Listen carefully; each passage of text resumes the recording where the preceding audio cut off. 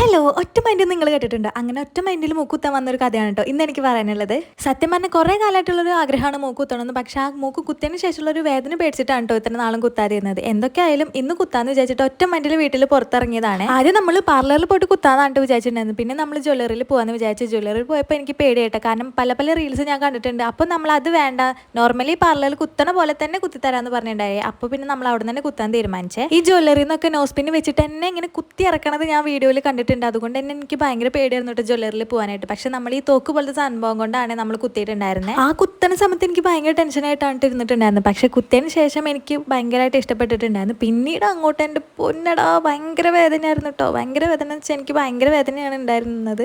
എല്ലാവർക്കും അങ്ങനെയാണെന്ന് എനിക്കറിയില്ല. പക്ഷെ കുത്തി കഴിഞ്ഞപ്പോൾ എനിക്ക് ഭയങ്കരമായിട്ട് ഇഷ്ടപ്പെട്ടിട്ടുണ്ടായിരുന്നു. അപ്പോൾ നിങ്ങൾക്ക് ഇഷ്ടപ്പെട്ടോ ഇല്ലേ എന്നുള്ളത് കമൻറ്റ് ചെയ്യാണ്. പിന്നെ നമ്മൾ പോണ വഴിക്ക് നമ്മളൊരു അവൽ മിൽക്ക് കുടിച്ചിട്ടുണ്ടായിരുന്നു. പിന്നെ നമ്മൾ ബിരിയാണിയും കൂടി കഴിച്ചിട്ടാണ് തിരിച്ച് വീട്ടിലേക്ക് എത്തിയത്. അപ്പോൾ വീഡിയോ ഇത്രയേ ഉള്ളൂ. വീഡിയോ